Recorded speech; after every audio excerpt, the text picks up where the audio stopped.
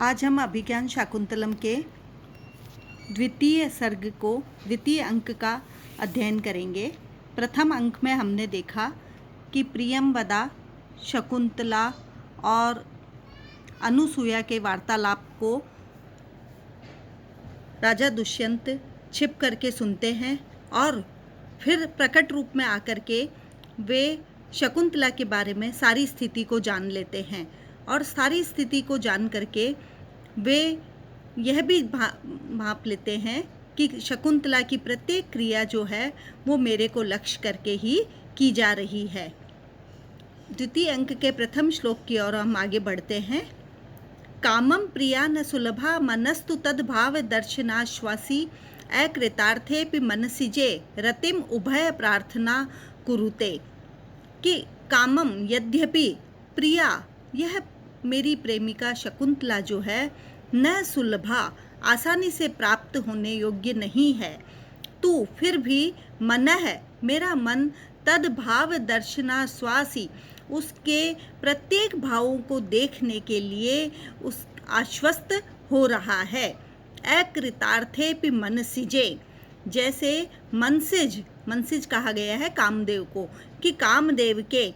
अकृतार्थे अपि, अकृतार्थ असफल हो जाने पर भी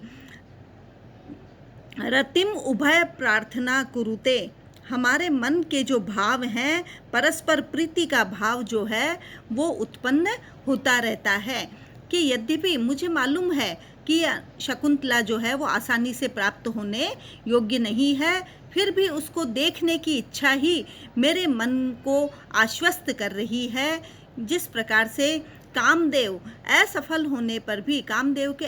होने पर भी उभय, दोनों ओर से रतिम मन काम भाव की जो प्रार्थना है वो उत्पादयति रतिम कुरुते, परस्पर प्रीति अर्थात स्नेह को उत्पन्न किया करती है। तो यहाँ राजा दुष्यंत जो है वो अपने मन के भावों को अभिव्यक्त कर रहे हैं। आगे दूसरे श्लोक में फिर राजा कहते हैं कि स्निग्धम वीक्षितम अन्यतोपि नयने यत् प्रेरयन्त्या त्वया यातम यच्च नितंबयोर गुरुतया मंदम विलासादिव मा गा इति उपरुद्धया यदपि सा सासूय मुक्ता सखी सर्वम तत् किल मत्परायणम अहो कामी स्वताम पश्यति। राजा शकुंतला के प्रत्येक हाव भाव का वर्णन कर रहे हैं और वे कह रहे हैं कि अपने प्रियजन के मनोभावों की संभावना करके प्रेमी जन जो है, यद्यपि लोग उसका उपहास किया करते हैं, फिर भी मुझे शकुंतला के प्रत्येक हाव भाव में अपने प्रति स्नेह प्रेम जो है वो दिखाई दे रहा है। उसी का वर्णन करते हुए राजा कहते हैं कि अन्यतः अपि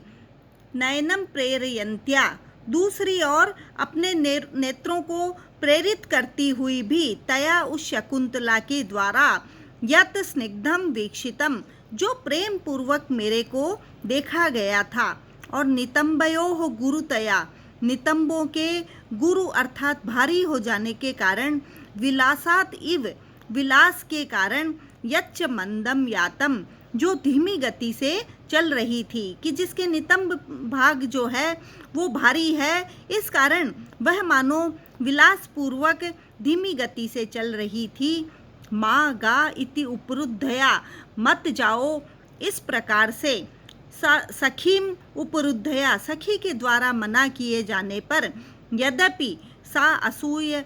उक्ता, उसने ईर्ष्या पूर्वक उसको कुछ कहा, तत्सर्वम मत्परायणम किल, वह सब मत्परायणम, मेरे अधीन होकर के ही या मेरे प्रति मन के भावों को रख करके ही कहा, किल निश्चित ही, ओह कामी स्वताम पश्यति, कामी मनुष्य जो है वो स्वताम अपने प्रति ही हर भाव को पश्यति देखता है। तो यहाँ शकुंतला के प्रत्येक हाव भाव का वर्णन कि वह क्या कर रही है, किस तरह से चल रही है, कैसे सखियों से वार्तालाप कर रही है। राजा उन सभी पक्षों में अपने प्रति शकुंतला के मन में होने वाले स्नेह को अपने अधीन मान करके, अपने परायण मान करके ही देख रहे हैं। कि वह दूसरी ओर भी देख रही है परंतु उसकी दृष्टि मेरी ओर ही जा रही है, वो धीमी गति से चल रही है। उसके कारण बताया है कि नितंबयोः गुरुतया,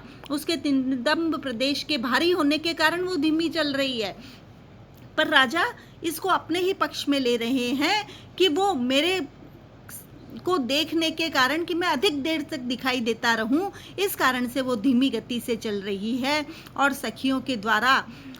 जब उसको मत जाओ इस प्रकार से कहा गया तो सा असूय मुक्ता सखी, उसने ईर्ष्या पूर्वक अपनी सखियों को देखा कि सर्वम तत्किल मत्परायणम अहो, कि सब कुछ मेरे अधीन करके ही कहा गया है, क्योंकि कामुक मनुष्य जो है अन्य के द्वारा कहे गए प्रत्येक कार्य को अपना ही समझने लगते हैं। तो यहाँ सामान्य द्वारा विशेष समर्थन रूप अर्थांतरन्यास का अलंकार और स्वभावोक्ति विलास आदि में उत्प्रेक्ष अलंकार है। इस प्रकार से इस श्लोक में कामुक व्यक्ति का वर्णन जो है कि स्वाभाविक भावों और चेष्टाओं को वह अपने जैसा ही और अपने लिए ही समझने लगता है, यह आश्चर्य राजा के द्वारा व्यक्त किया गया है।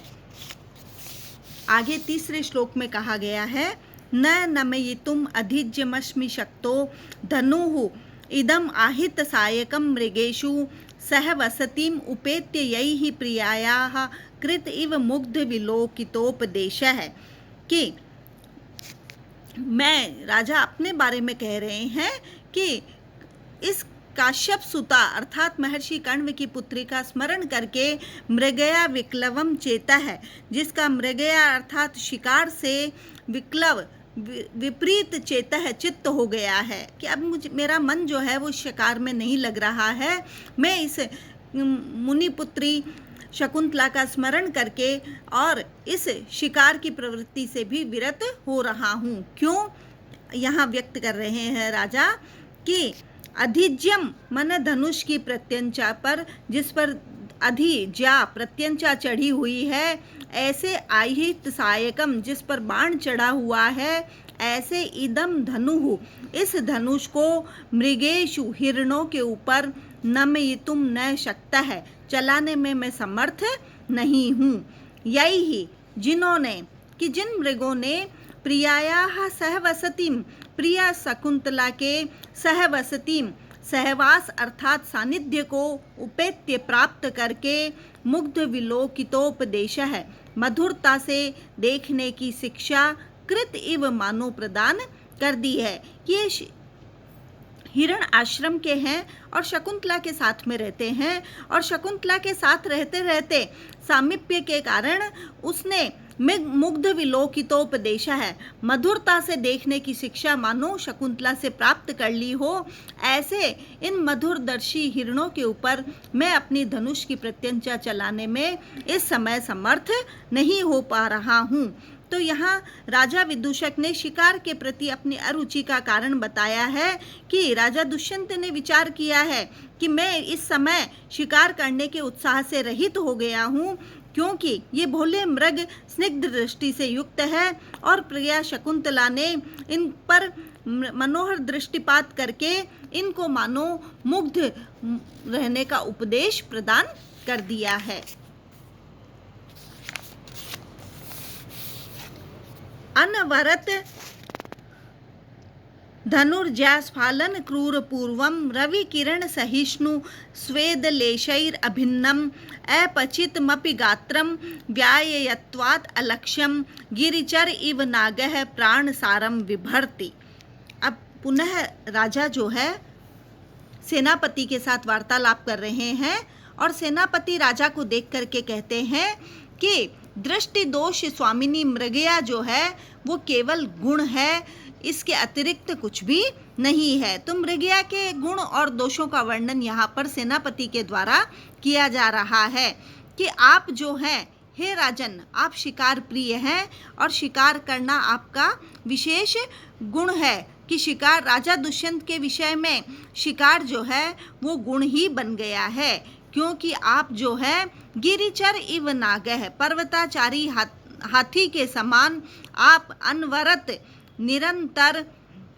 धनुर्जास्फालन क्रूर पूर्वम धनुष की प्रत्यंचा को खींचने से जिसका पूर्व भाग